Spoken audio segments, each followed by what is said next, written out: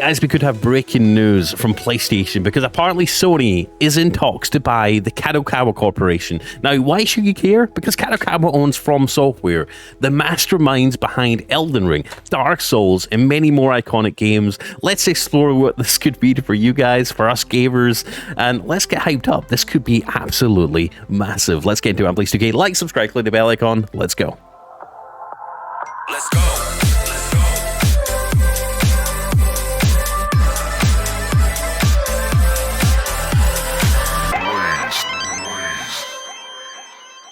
Before we get into the weeds though, check the links down below for some really cool deals to all the best PlayStation accessories you could find on the internet. Collate into a nice little list for you. The best TV you can get at a decent, reasonable price. An OLED TV, LG C4, it's on a banger of a deal right now. And the best coffee you can get, hands down, everyday dose. It's got nootropic mushrooms in it. Not the crazy ones, the good ones that improve your health, that improve your stress levels, your sleep, your gut health, elevates your mood, gives you more energy, helps with stress, which we all have. It's got a really great starter kit deal right now. First month is an amazing price. You get a free starter kit with a frother, scoop, you name it. Try it out 1 month and tell them Blaze sent you.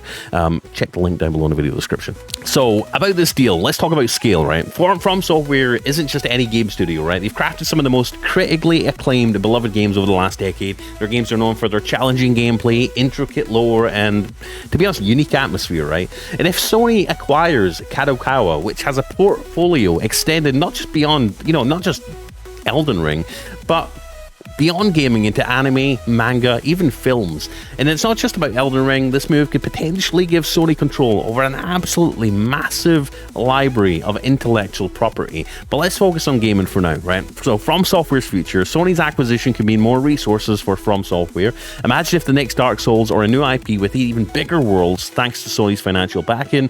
Exclusivity, while we're on the topic of speculation here, could we see games like Elden Ring 2 or the next Armored Core as PlayStation exclusives? Now, Sony's got a history of leveraging a lot of acquisitions like this for console exclusives. Let's be honest, Sony do that, and that's a big reason why people keep buying the PlayStation 5. But in today's market, multi-platform releases are also pretty lucrative, as we've seen with Microsoft. They've been putting a lot of their first-party titles over on Xbox. I mean, on PlayStation 5, to a lot of Xbox's fans' dismay, right? They've been putting their games on Nintendo. Nintendo and PlayStation have been putting their games on PC. So multi-platform gaming has still got a place. But whether they're going to be a little bit sneaky and try and make Elden Ring PlayStation exclusive, it could happen. Now let's talk about what this could potentially mean, right, for upcoming Sony hardware. The PS5 Pro. PS5 Pro, with it being out now, FromSoftware's next titles could be optimized with the new enhanced hardware. We might even see games with more detailed environments, faster load times, perhaps new gameplay mechanics that take advantage of the Pro's capabilities. We're already seeing PS5 Pro enhanced games come out of the woodwork, and obviously Elden Ring's going to be one of them. But we might see even more things that maybe we are not seeing across the board on other platforms, right? And as far as the PS6 is concerned, if Sony secures FromSoftware, we might see games designed from the ground up for Sony's next-gen console. Something that we don't typically see with cross-platform games, right? They could really squeeze every bit of performance out of the PlayStation 6, and the synergy between hardware and software could push the boundaries of what we've seen from FromSoftware titles in the past. Enhanced AI behaviors, larger open worlds, seamless transitions, haptic feedback on controllers, which I think has been kind of, I don't know, it's not been getting taken advantage of. The DualSense controller is absolutely amazing, and I've not seen enough games take advantage of it, in my opinion. So haptic feedback, every sword clash, magic spell, the possibilities are absolutely endless and tantalizing as far as, the possibilities of this being optimized for the PlayStation. If Sony do acquire the studio, right? And if they do make a big move like this, obviously, if they lock down FromSoftware, it might prompt a lot of other companies like Xbox to make their moves. Competition for talent and IP could intensify. We've obviously seen, issues with a lot of games, taking longer to get over to Xbox. So Xbox needs to do something, right? As for fan reactions to this and expectations, right? Fans might expect more from FromSoftware with Sony's backing. There's a risk as well here too.